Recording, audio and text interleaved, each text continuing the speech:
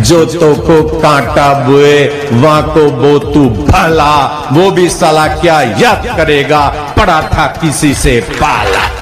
हरिओम। शंखनाद जागरूकता पर आप सभी का स्वागत है। आशा करती हूँ मेरी ये छोटी सी कोशिश, मेरा ये छोटा सा प्रयास आपको पसंद आ रहा होगा।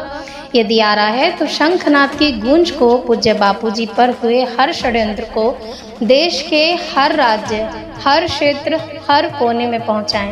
शंखनाद मात्र चैनल नहीं, ये आवाज़ है उन सभी जागरूक साधकों की जिन्हें पूज्य बापूजी का नाम लेकर सबने अपने अपने स्वार्थ के हिसाब से समय समय पर छला।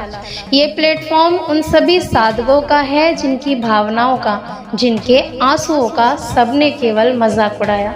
अब आते हैं आज के विषय पर कि कैसे और किसने प्लानिंग करके स्वामी अमृतानंद जी को, पूज्य बापूजी को न्याय दिलाने की मुहिम से हटाया। किस किस का क्या क्या स्वार्थ था जिसके लिए आश्रम मैनेजमेंट और मित्र भेष में रहने वाले लोगों ने हाथ मिलाकर कार्य किया स्वामी अमृतानंद जी को इस मुहिम से हटाने के लिए। स्वामी अमृतानंद जी कितने शक्तिशाली और मजबूत योद्धा रहे इस मुहिम में, ये तो हमने आपको पिछली वीडियो में ही बता दिया था। उन्होंने आश्रम मैनेजमेंट से लेकर जागरूक हो या आम सभी लोगों में ज़बरदस्त खलबली मचा दी थी, या ये कहूँ उनके षड्यंत्रों का दहन करना शुरू कर दिया था।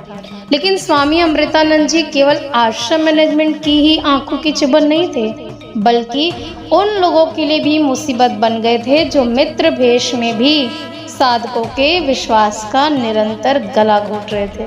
नहीं समझे आप? चलिए विस्तार से समझते हैं। आश्रम मैनेजमेंट की चिढ़ या क्रोध तो सामान्य था, क्योंकि उन्हें आश्रमों की प्रॉपर्टी चाहिए थी और बापूजी का अस्तित्व मिटाना था। लेकिन जो लोग साधकों को हमेशा अलग अलग नैरेटिव या एजेंडा में फंसाए रखते थे, उन्हें भी महाराज जी ने उजागर किया।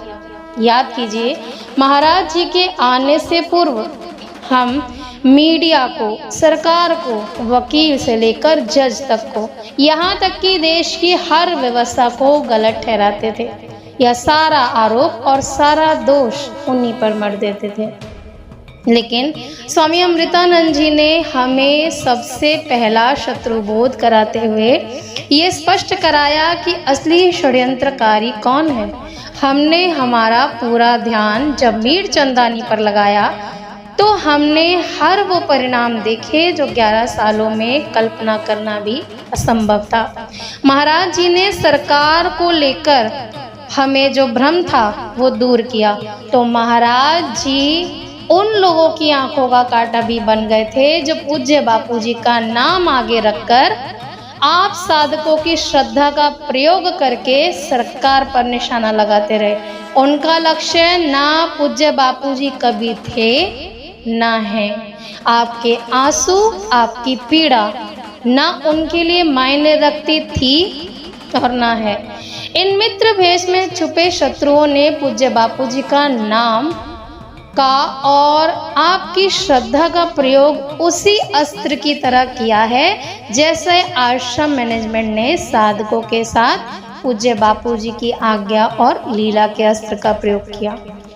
अब तो खुद अंतर आप समझ सकते हैं कि आश्रम मैनेजमेंट और इन मित्र भेष वाले शत्रुओं में कितना अंतर है या नहीं।